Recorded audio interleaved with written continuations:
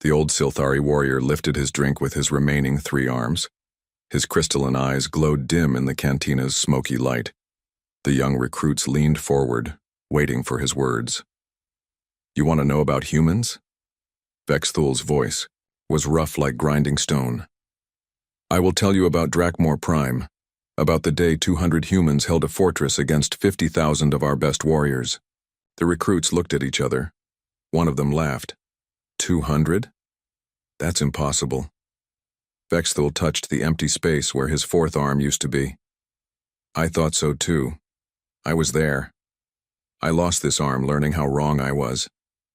He took a long drink and began his tale. Drakmor Prime was our strongest world. The fortress sat on a mountaintop like a metal crown. Its walls were 30 feet thick. Energy shields covered every inch. We had surrounded it with our greatest army. Inside were only 200 humans who had landed by mistake during a supply run gone wrong. Our generals laughed. They said it would take 1 day to crush these soft aliens. They were wrong. The humans had a leader named Kang Wu. He was not tall or strong-looking. He smiled too much and his eyes were always moving, always watching. We learned to fear that smile. On the first day we charged the walls. Our warriors are brave and strong. We have fought across 100 worlds, but something was wrong from the start. The fortress guns did not fire at us, they fired at each other. The humans had somehow turned the defense systems around. Instead of protecting the fortress, the guns were destroying each other. While we watched our own weapons shoot at us, the humans did something else. Music started playing from speakers all around the fortress. It was not like any music we knew. It was slow and sad and beautiful. It made our warriors stop fighting and listen. In that moment of silence, human snipers began their work. Park Hai was their best shooter. She could hit targets we could not even see. While our soldiers stood confused by the music, she picked them off one by one. Her shots were perfect, always in the head or heart, never wasted. When our warriors tried to find her, she was already gone to a new position. That first day cost us 3,000 soldiers. We got nothing. Our generals were angry.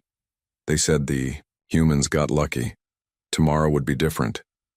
But that night the real horror began. The humans did not sleep. At least we never saw them sleep. All night long they moved around the fortress like ghosts. They left messages written in our language on rocks and threw them over the walls. The messages said things like, "We know where you sleep, and your families will cry for you." How did they learn our language so fast? We never found out. They also left pictures. Pictures of our generals eating, pictures of our supply trains, pictures of our secret weapons storage areas, pictures that should have been impossible to take. The humans were somehow watching everything we did. But the worst part was the sounds. All night, we heard human voices singing. Not together like an army would sing. Each human sang something different. Some sang children's songs. Others sang war songs. Some just hummed low and deep like the wind through caves. Our warriors could not sleep. Every time they closed their eyes, they heard human voices in the dark. On the second day, our attack was weaker. The humans had done something new. They had painted their faces with mud and blood. They looked like death spirits. When they appeared on the walls to fight, our warriors hesitated. That hesitation cost us. Choi Nam appeared with a weapon bigger than most of our soldiers. He fired it like it weighed nothing. Each shot destroyed a whole squad. But he did not just shoot randomly. He aimed for our leaders first, then our heavy weapons, then our communications. In minutes, our attack became chaos. Li Jun was their medic, but he fought like a demon. When our warriors broke through a small gate, they found him waiting. He used medical tools as weapons. Bone saws became swords. Surgical lasers became guns. He moved between our soldiers like a dance, healing his own people while cutting down ours. By the end of the second day, we had lost 8,000 more warriors. The humans had lost 12 people. Our generals called for patience. They said time was on our side. The humans would run out of food and water. They would surrender when they got hungry enough. More weeks passed. We tried everything. gas attacks that the humans somehow filtered out, sonic weapons that they had found a way to block, cyber attacks that bounced off their systems like thrown rocks, and still every night the singing, every night the messages, every night the pictures proving the humans could see everything we did. Our warriors began to break. They jumped at shadows. They shot at each other by mistake. Some refused to go near the fortress walls. Others cried when they heard human voices in the dark. After 3 months, we had lost 30,000 soldiers. The humans still held their fortress. Our generals finally decided to use our secret weapon, orbital bombardment from space. We would destroy the entire mountain if we had to, but on the day we planned to begin bombing, something impossible happened. Yoon. So appeared in the sky flying a human fighter ship, just one ship against our entire orbital fleet. But she was not trying to fight them. She was trying to get their attention. While our ships chased her around the planet, something else happened on the ground. The humans had been digging. From 3 months. While we watched their walls and listened to their singing, they had been digging tunnels under our entire army. Hundreds of tunnels. Miles of tunnels. Tunnels that came up right in the middle of our camps. At exactly noon, Kang Wu gave a signal. 200 humans came out of the ground all at once. They appeared behind our lines in our command posts next to our supply dumps. Each human knew exactly where to go and what to do. Park Hai and her snipers took out our communications first. Choi Nam and his heavy weapons destroyed our vehicles. Lee Jun and his medical team used some kind of sleep gas to knock out thousands of our soldiers without killing them. In 6 hours, our great army was finished. Not destroyed, just beaten, so completely that we had no choice but to surrender. But here's the thing that still gives me nightmares. When it was over, Kang Wu walked up to our surviving generals. He was smiling that same quiet smile. He said something I will never forget.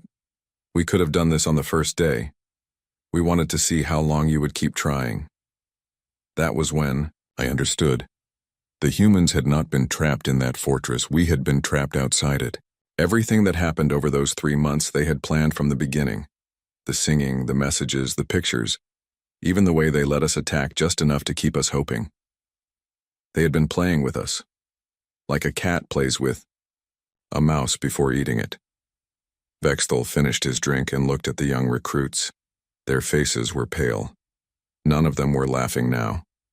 That is why we made peace, he said quietly.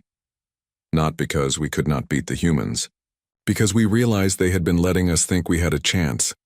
The most dangerous thing about humans is not how well they fight. It is how well they think. They are always 3 steps ahead, and they never let you know until it is too late. One of the recruits raised a shaking hand. What happened to those humans? Kang Wu and the others? Vexthal's eyes grew darker. That young one is another story.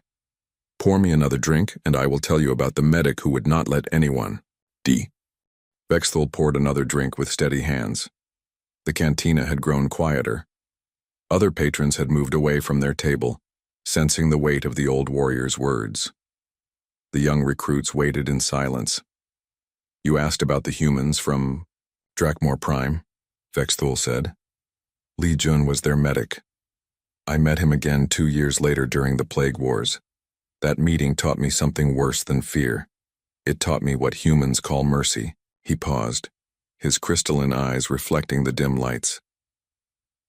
Medical Station Omicron 7 was supposed to be neutral ground. When the plague started spreading through the outer colonies, all species sent their wounded there. Humans, Silthari, Vortakians, even the gas-breathing Mithari. The station had the best medical equipment in 3 star systems. The plague was a weapon. Someone had made it in a laboratory, though we never found out who. It attacked the nervous system first. Victims would get confused, then angry, then violent. In the final stage, they would attack anything that moved. Death came after days of madness. I was there because of an injury from another battle. A human grenade had filled my leg with metal pieces. The station's doctors were trying to save the limb when the plague outbreak began. At first, it seemed, small. A few patients in the isolation ward started acting strange.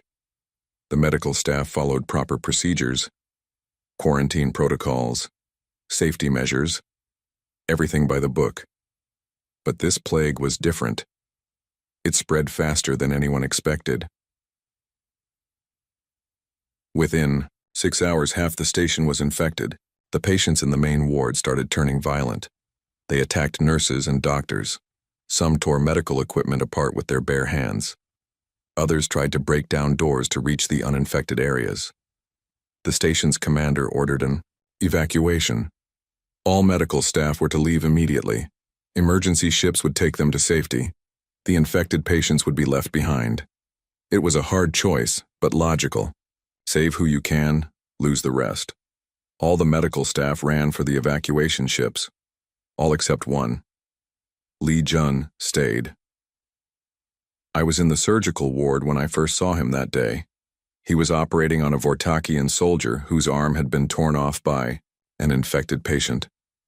The patient was on the table, unconscious. 3 infected humans were pounding on the surgery room door, trying to break in.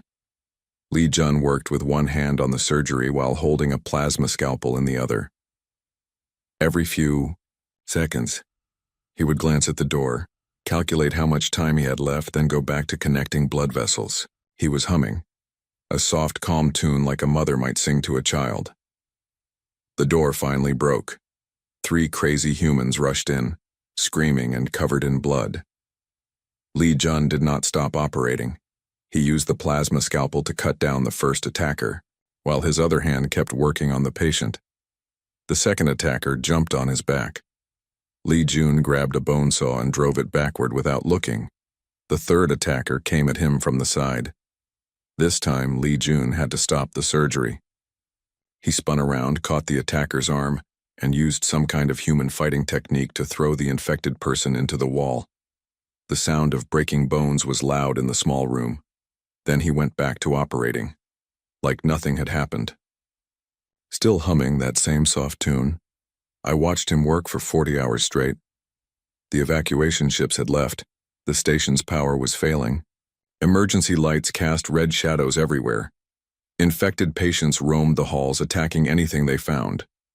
And Lee Jun moved between them like a ghost. He had set up a safe zone in the children's medical ward.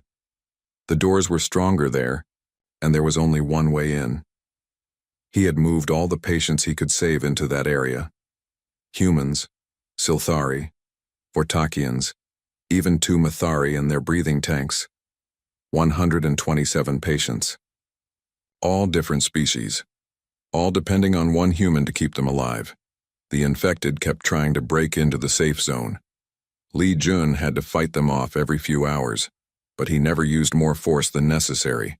When he killed the infected, he did it quickly and cleanly. No anger, no hate. Just sad efficiency. I asked him once during a quiet moment while he was changing my bandages why he stayed. The other medics had been right to leave. It was the smart choice. Lee Jun looked at me with tired eyes. Because they are still people, he said. The plague makes them crazy, but inside they are still someone's family, someone's friend. If I leave, they die alone and afraid. Nobody should die alone. He said this while cleaning infected blood off his hands, blood from someone he had just been forced to kill to protect the others. But here is what made Lee Jun truly terrifying. He was not just keeping patients alive. He was curing them. The plague had no known treatment. Every medical database said it was 100% fatal. But Lee Jun was trying anyway. He mixed chemicals and tested treatments on his own blood first. When something showed promise, he would try it on volunteers. By the 3rd day, he had saved 6 patients. Their plague symptoms were gone. They were weak, but alive. On the 4th day, he saved 12 more. Word spread through the station. Infected. Patients started coming to the children's ward not to attack, but to be healed. This created a new problem. Some infected patients were too far gone to understand what Lee Jun was trying to do. They would attack him while he was trying to help them. Others were aware enough to want help, but too violent to control themselves. Lee Jun solved this by creating what he called mercy sleep. a gas that would knock out infected patients without hurting them. He pumped it through the air system in areas where the infected gathered. When they fell asleep, he would carry them to the safe zone and start treatment. I watched him carry infected Silthari warriors twice his size. These were soldiers who could break a human in half with their bare hands.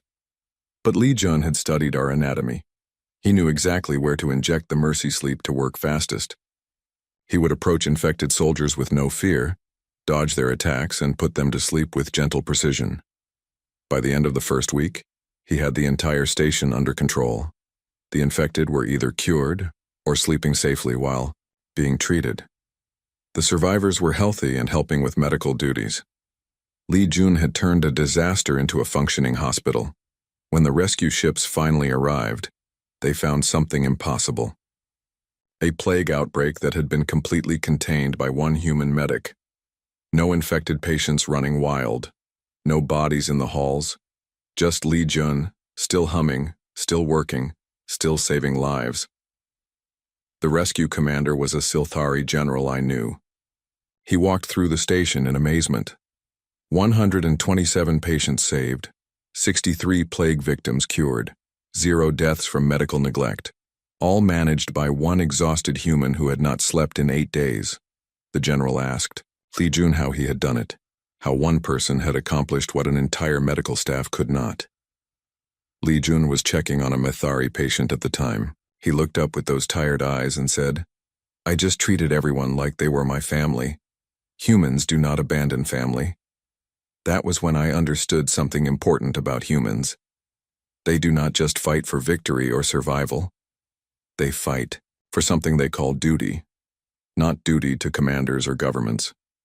Duty to the idea that suffering should be stopped wherever they find it.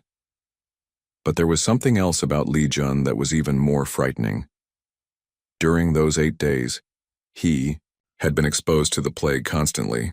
He breathed infected air, touched infected blood, worked in contaminated areas. By all logic, he should have caught the disease. He never got sick, not even a little bit. When the medical experts studied him later, they found something in his blood, some kind of immunity that humans develop under extreme stress. They called it adaptive resistance, the ability to become immune to diseases while fighting them. This meant humans could walk into plague zones that would kill any other species. They could treat infected patients with no protection. They could save lives in situations where everyone else would die. After the rescue, Li Jun was offered medals and honors. Medical schools wanted to study his techniques. Governments wanted to hire him as an advisor. He turned down everything. Instead, he went back to military service. Back to being a combat medic for human soldiers. When they asked him why, he said something that still gives me nightmares. There are always more people who need help. The war is not over yet. Vexthul looked at his empty cup. His 3 remaining hands were shaking slightly. "Do you see why we made peace?" he asked the recruits. "Humans do not just refuse to surrender. They refuse to let anyone else surrender either. They will save you even if you are their enemy, even if it might kill them. They see suffering and they have to stop it. Not because of orders or logic, because that is what humans are." One of the young recruits spoke up. "But that sounds like a good thing. Why does it frighten you?" Vexthul's crystalline eyes grew dark. "Because, young one, mercy can be more terrifying than cruelty. When an enemy shows you mercy, it means they are strong enough to help you instead of killing you. It means they chose to let you live. That choice makes you wonder what else they are capable of." He stood up slowly, his war injuries making movement difficult. "Besides," he said, "I have not told you about what humans do when someone hurts their family. That is a much darker story. Pour yourself another drink. You will need it." Vexthul returned to the table after a long absence. The young recruits had waited patiently, nursing their drinks and speaking in whispers. The old warrior looked older somehow, as if the memories he was about to share had aged him just by thinking about them. "You want to hear about darkness," he said without sitting down. "About what happens when humans stop being merciful. I will tell you about Choi Nam and the 3 days that made our entire military command change their strategy for the rest of the war." He finally sat, his movements careful and deliberate. Colony World Tertius was a civilian target, mostly human, families who had come to farm the rich soil and build new homes. There were some military facilities, but nothing major, just a small garrison to keep the peace. Our war council decided to make an example of Tertius, show the humans that their colonies were not safe, make them pull troops back from the front lines to defend their homes. It was supposed to be a quick strike. Land fast, destroy key buildings, leave before reinforcements arrived. We sent 30,000 soldiers, elite urban warfare specialists trained for exactly this kind of mission, against a few hundred human civilians and maybe 50 military personnel. It should have been simple. Choi Nam was part of the human garrison. I had not seen him since Drakmore Prime, but I recognized him immediately, still carrying that massive plasma cannon like it weighed nothing, still moving with the quiet confidence that made other soldiers follow him. His squad was assigned to protect the civilian evacuation, get the families to the transport ships before our army arrived. Standard, defensive action. Nothing complicated, but our intelligence was wrong about the timing. We landed 6 hours early. The civilian evacuation was only half finished. Thousands of human families were still in the city when our troops began the assault. This changed everything. I was with the fourth wave of attackers. By the time we reached the city center, the battle had been going for 2 hours. Our first 3 waves should have secured the entire area by then. Instead, we found chaos. Our communications were full of confused reports. Squads going silent, without warning. Officers losing contact with their units. Weapons depots exploding for no apparent reason. It was like the city itself was fighting back. But there was no organized resistance, no coordinated defense, no obvious enemy forces. Just small groups of human civilians running for the evacuation ships while our soldiers tried to hunt them down. The strange part was what we were not hearing. No heavy weapons fire, no explosions from Choi Nam's plasma cannon. Our briefings had warned us about his firepower, told us to expect massive destruction when he joined the fight. Instead, there was just silence from the military district. Our commanding general sent me with a squad to investigate, find the human garrison, determine why they had not engaged our forces yet, capture or kill their heavy weapons specialist before he could cause problems. We found their base easily enough. It was small and simple, a few buildings around a central courtyard, perfect for a quick assault. But when we got close, we realized something was wrong. The base was empty, not abandoned, empty, like everyone had just vanished. We searched every building, every room, every storage area. No bodies, no signs of fighting, no indication of where the humans had gone. Even their weapons were missing. 50 soldiers had simply disappeared without a trace. That was when we found the first message. It was written on the wall of the command center in perfect Siltari script. The words were burned into the metal with what looked like a plasma cutter. The message was simple. You came for civilians, now I come for you. It was signed with a symbol we did not recognize at first. 3 parallel lines crossed by a fourth. Later we learned it was a human military marking, Choi Nam's unit designation. Our squad leader reported the empty base to command. The general's response was immediate. Find the missing humans. They were obviously planning an ambush somewhere in the city. Use overwhelming force to flush them out. But that was not what happened. Over the next hour, our squad started disappearing. Not all at once. 1 or 2 soldiers at a time. They would be there during a radio check, then gone 10 minutes later. No gunfire, no explosions, no calls for help. Just silence where voices used to be. At first, our officers thought it was equipment failure, communication problems caused by the city's metal buildings. They sent runners to check on the missing squads. The runners never came back either. By the end of the first day, we had lost 300 soldiers, 300 elite warriors who had simply vanished without a trace. No bodies found, no witnesses, no evidence of what had happened to them. Our general was furious. He ordered a complete sweep of the city, every building searched, every tunnel explored. Find the humans and crush them before they could kill any more of our troops. The search teams found nothing. Empty buildings, abandoned streets. No signs. of human presence anywhere. It was like the entire garrison had turned into ghosts, but the messages kept appearing, burned into walls, carved into metal, written in our own blood on captured equipment. Always the same three-line symbol, always in perfect Silthari, and always with information that should have been impossible for humans to know. Your supply convoy arrives at dawn. I will be waiting. Commander Zextal likes to sleep late. He won't wake up tomorrow. Third Squad uses Tunnel 7 for patrols. Used to use Tunnel 7.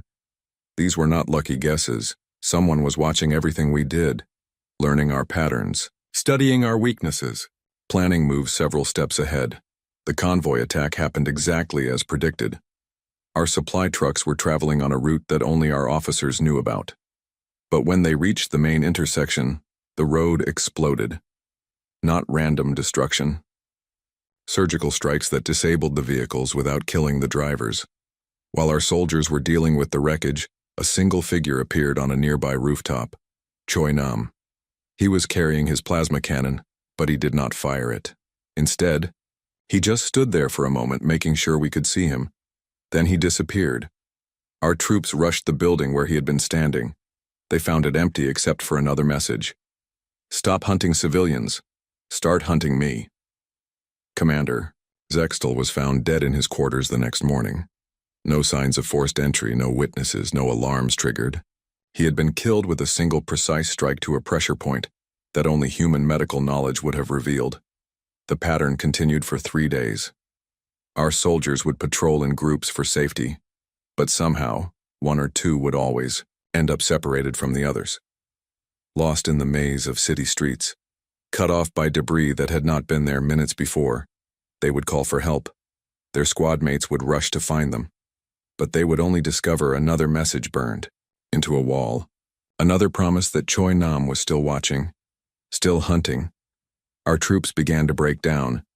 These were veteran soldiers who had fought on dozens of worlds, but they had never faced an enemy like this, someone who could be anywhere, who knew their every move before they made it.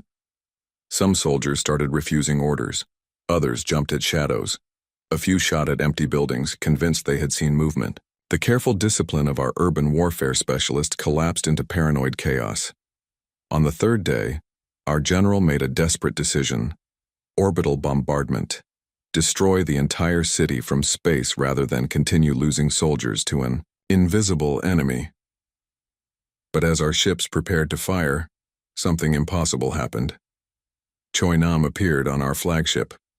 Not his ship, not a transport, not a fighter craft. Choi Nam himself, somehow standing in the bridge of our most heavily defended vessel, 200 miles above the planet's surface. He was not wearing a spacesuit, not carrying breathing equipment, not using any technology that should have allowed him to survive in the vacuum of space. But there he was, plasma cannon in hand, looking perfectly calm. Our bridge crew reached for their weapons. Choi Nam raised one hand to stop them.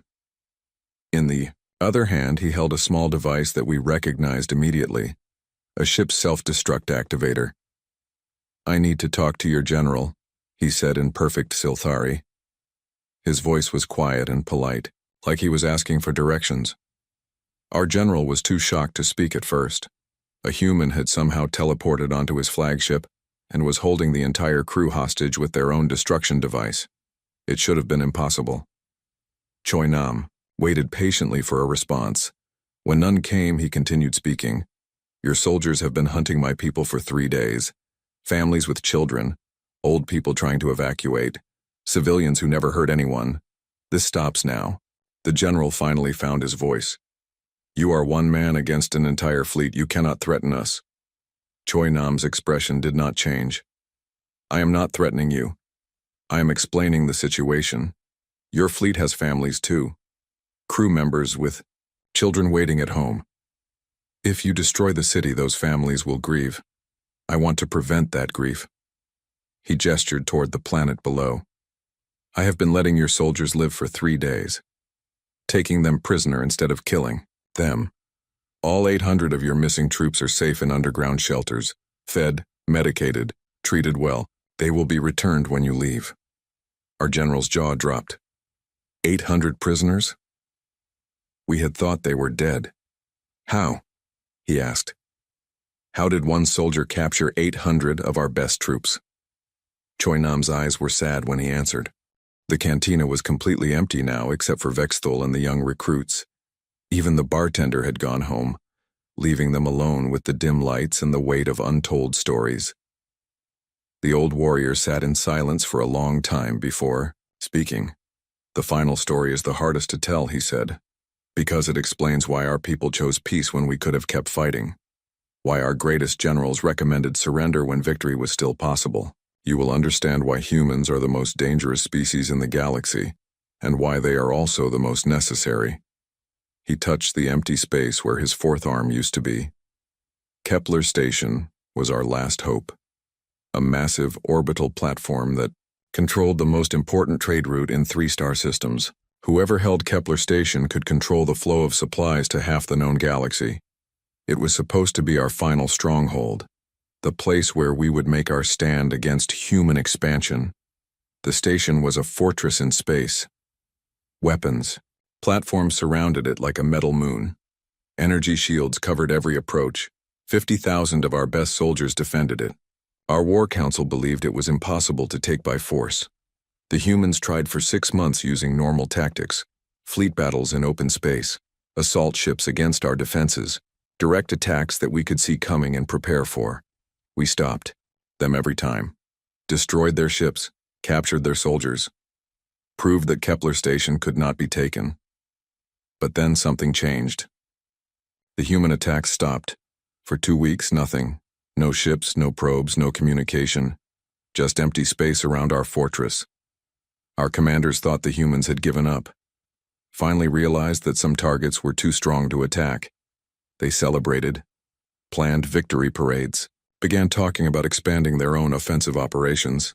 They were wrong. The humans had not given up. They had been planning.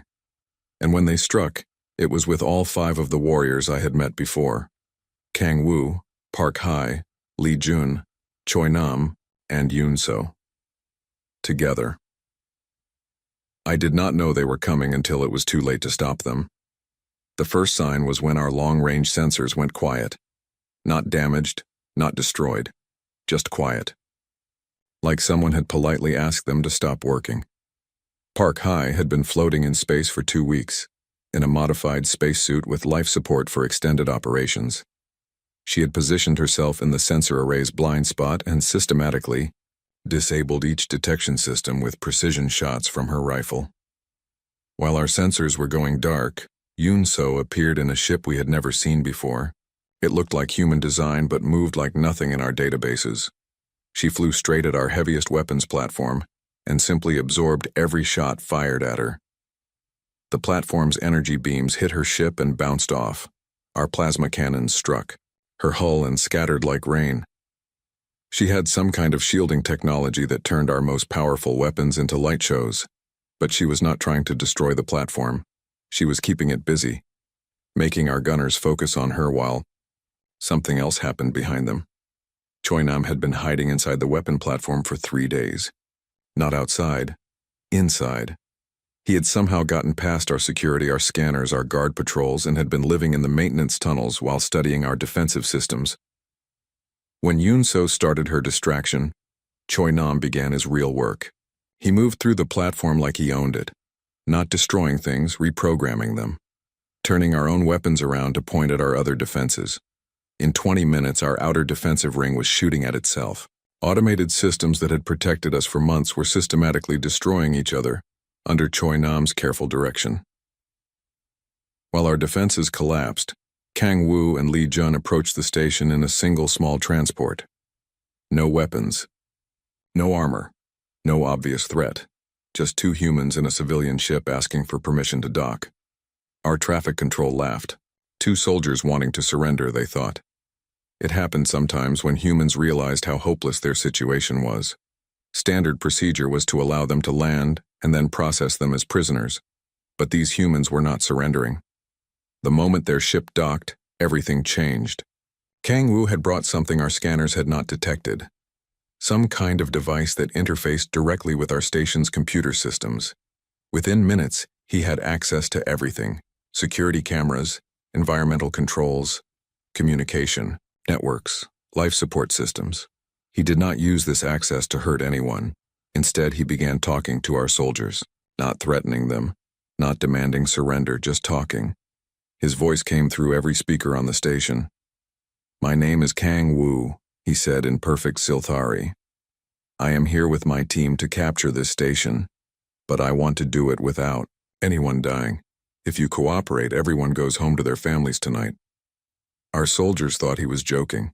5 humans against 50,000. But then the lights went out. Emergency lighting came on immediately. But now the station felt different, smaller, more vulnerable. Kang Wu's voice continued from the speakers. "I have control of your life support systems, your artificial gravity, your air recycling, your water supplies.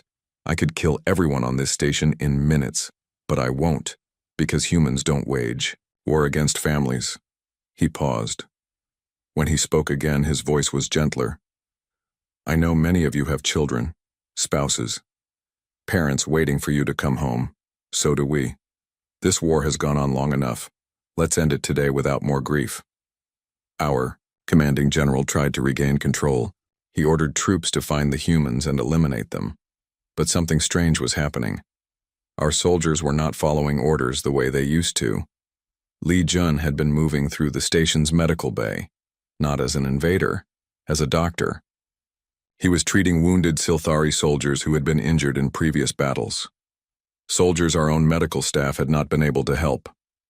Word spread quickly through the station.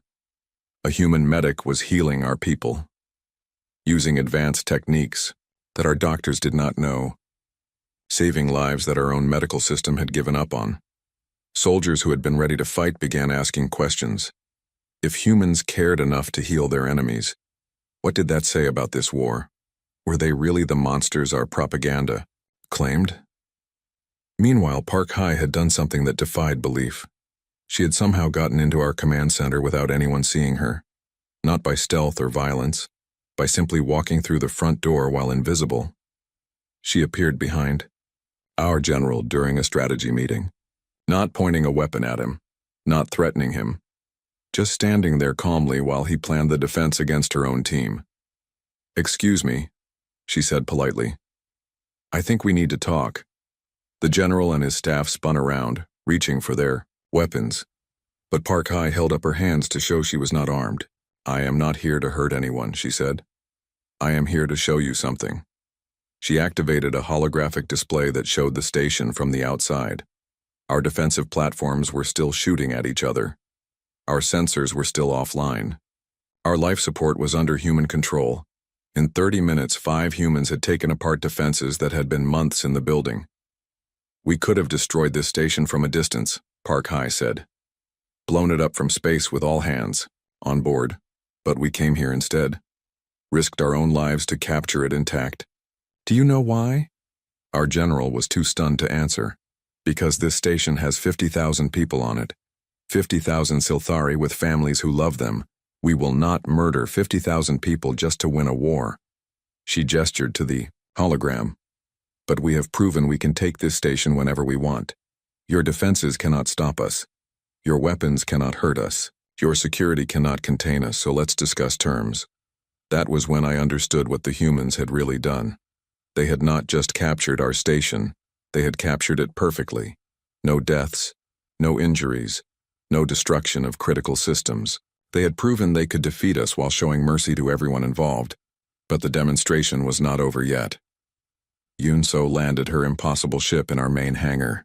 When she emerged, she was not alone. She had brought representatives from a dozen other species. Vortakians, Mithari, even some races I did not recognize. "These are our allies," she announced to the assembled station personnel. "Species that chose to work with humans instead of fighting them. They want to tell you about the peace we are offering." What followed was the strangest diplomatic meeting in military history. In the middle of a space station that had just been captured, with human soldiers controlling every system, representatives from across the galaxy gathered to explain why peace with humans was not just possible but beneficial. The Vortakians talked about human medical technology that had cured diseases their own doctors could not treat.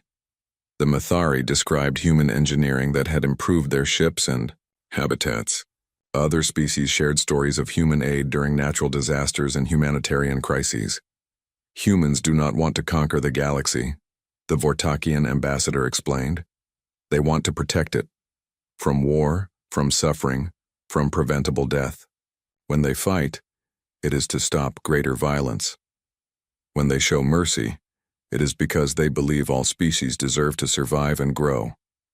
Our general listened to these testimonies with growing amazement. Everything we had been told about human intentions was wrong. They were not trying to destroy other civilizations, they were trying to save them. The cantina was almost empty now. Only Vexthul and the young recruits remained at their table. The old Silthari warrior had been quiet for several minutes, staring into his drink. When he finally spoke, his voice was softer than before. Tatini, third time I met one of those humans from Drakmor Prime. I learned something new about fear. Real fear. The kind that makes you question everything you think you know about physics and possibility. He shifted in his chair, the metal parts of his old injuries creaking. The nebula of screaming winds was supposed to be our secret weapon. A vast cloud of gas and space dust where sensors did not work properly. Ships could hide there for months without being detected. Our fleet used it as a base for surprise attacks on human supply lines. We had 200 warships hidden in that nebula. Battle cruisers, destroyers, fighter squadrons. The largest Silthari battle fleet ever assembled. Our plan was simple. Wait for a human convoy to pass by, then strike fast and hard before they could call for help. The convoy appeared right on schedule. 12 human cargo ships with only 6 escort fighters. Easy targets. Our admiral gave the order to attack. 200 ships against 18. It should have been over in minutes, but one of those escort fighters was piloted by Yoon So. I did not know her name at first. I just saw a single human fighter break away from the convoy and fly straight toward our fleet. Not retreating, not calling for backup. Just one small ship charging at 200 warships like it thought it could. When our fighters moved to intercept, 50 ships against 1. But something was wrong from the start. Yoon So moved like she knew where every shot was going to be before it was fired. She flew between energy beams that should have been impossible to avoid. Her ship twisted and spun in ways that should have torn it apart, but she was not just dodging. She was leading our fighters into each other. Every time she changed direction, our pilots would follow. They would end up shooting at each other instead of her. In the first 10 minutes, we lost 12 fighters to friendly fire. Yoon So had not fired a single shot yet. Our admiral was getting angry. He ordered more ships to join the fight. 100 fighters now chasing one human. But the result was the same. More collisions, more friendly fire, more confusion. Yoon So flew through the middle of our formation like she was dancing. Then her ship's communications went silent. We thought we had damaged her radio somehow. But later we learned the truth. A piece of debris had hit her fighter early in the battle. It had destroyed her communication system completely. For the next 17 hours, Yoon So fought our entire fleet with no way to talk to anyone. No radio contact with her convoy, no tactical updates, no calls for help. Just silence. But somehow she kept fighting better than before, without radio, chatter to distract her Yoon. So began using her ship like a language. She would fly in specific patterns to tell the convoy ships where to go. A loop meant turn left. A barrel roll meant accelerate. A sudden dive meant take cover. The human convoy learned to read her movements like words. This should not have been possible.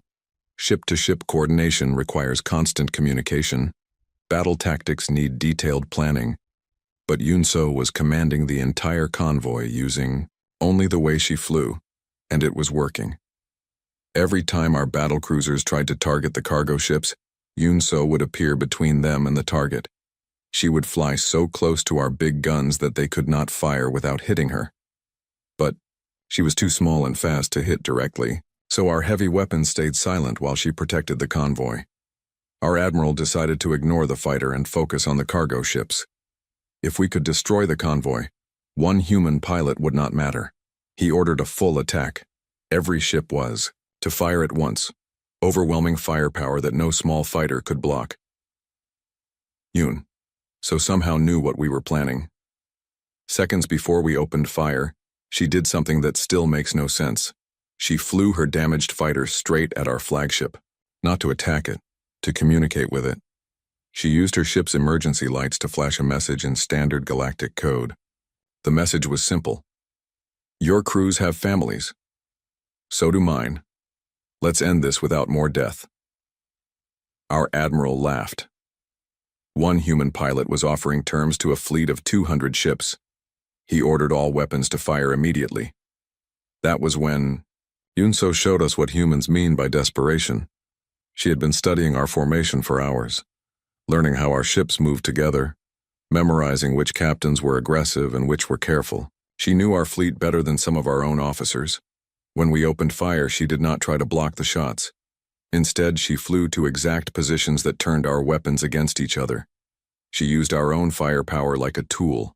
A blast meant, for a cargo ship would hit our destroyer when Yunso moved at the right moment. Missiles fired at the convoy would track her ship until she led them back into our cruisers. Energy beams aimed at human targets would cross each other and overload when she flew through the intersection point. In 30 minutes of combat, we destroyed more of our own ships than the humans did. 15 Silthari vessels lost to friendly fire. All because one pilot knew exactly where to be and when to be there.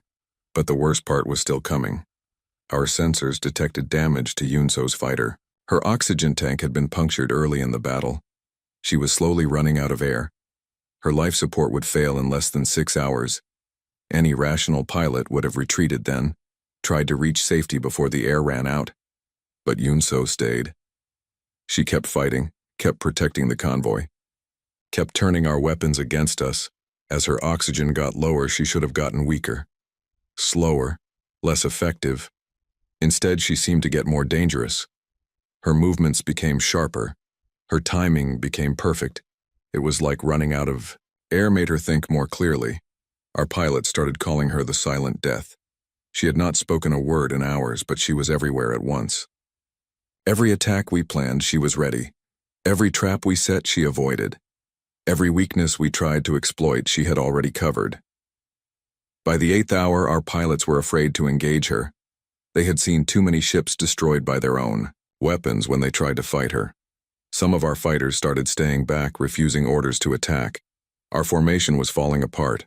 Our admiral finally decided to use our secret weapon, a gravity bomb that would destroy everything in a large area. The convoy, Yunso, and probably some of our own ships too, but it would end the battle. Yunso must have sensed something was wrong. Maybe she saw our ships moving into firing position. Maybe she just understood tactics well enough to guess our plan. But somehow she knew. For the first time in hours, she broke away from the convoy. Her fighter flew straight toward our flagship again. But this time she was not trying to communicate. She was trying to stop the gravity bomb. One small human fighter against a battle cruiser the size of a small moon. It should have been suicide. But Yunso had been watching our ship for hours. She knew where the weapons were located. She knew which systems were critical. And she knew exactly how much damage her fighter could do before it was destroyed. She flew into our flagship's hangar bay at full speed, past all the defensive guns, through the energy barriers, into the heart of our ship. Then she overloaded her fighter's reactor. The explosion was not big enough to destroy our flagship, but it was perfectly placed. It took out our main weapons control. Our gravity bomb became useless metal. Our ability to coordinate the fleet was gone. In the confusion that followed, the human convoy escaped. 12 cargo ships full of supplies that would keep human colonies alive for months, all saved by one pilot who had been fighting on borrowed air for the last 6 hours. We found Yunso in the wreckage of her fighter. She was unconscious, but alive. Barely. Her oxygen had run out, 20 minutes before she crashed into our ship. She had been flying on willpower alone. Our medical team tried to save her. Not because they cared about humans, but because they wanted to understand how she had done the impossible. how one pilot had defeated an entire fleet. When Yoon-so woke up 3 days later, the first thing she asked was whether the convoy had escaped safely, not about her own injuries, not about her destroyed fighter, just whether the people she was protecting were safe. Our admiral went to question her personally.